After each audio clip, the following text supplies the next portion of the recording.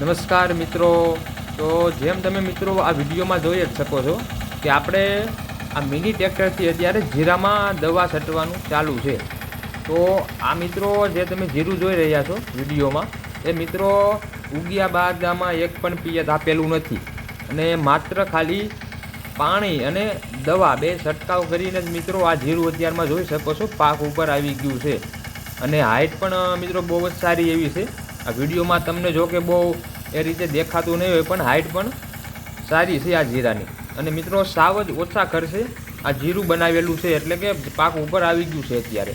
અને કઈ રીતે દવાનો છંટકાવ થાય છે એ પણ તમે જોઈ શકો છો વિડીયોમાં કે મિત્રો જે મિની ટ્રેક્ટરથી વાવેતર કરેલું છે આ જીરાનું અને 4 ક્યારા એક સાથે આમાં છંટકાવ થાય છે એક જ સાથે. અને જો તમારે મોટા ટ્રેક્ટરથી વાવેતર કરેલું હોય તો એમાં તમે 2 ક્યારા લઈ શકો. એ રીતનું મિત્રો આ દવા છાંટવાનું ચાલુ છે અત્યારે.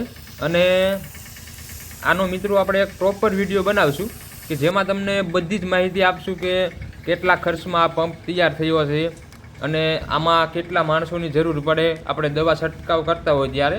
જોકે આમાં વિડીયોમાં પણ તમે જોઈ શકો છો કે 2 થી 3 માણસો હોય એટલે તમારે આરામથી દવા છટાઈ જાય.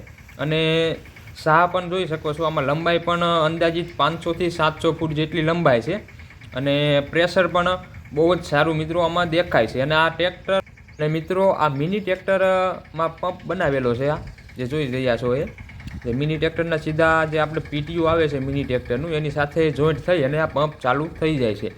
તો આપણે મિત્રો એક આગળ વિડીયો બનાવશું જે પ્રોપર એમાં તમને સંપૂર્ણ માહિતી આપણે આપશું કે કઈ રીતે પંપ ચાલે છે. અને આ મિત્રો જીરું પણ જોઈ શકો છો કે અત્યારમાં પાક ઉપર આવી ગયેલું છે અને આને 10 દિવસમાં જીરું ઉપાડે એવું થઈ જશે.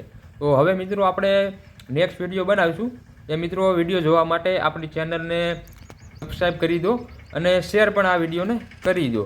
તો હવે મિત્રો નેક્સ્ટ વિડીયોમાં મળીશું.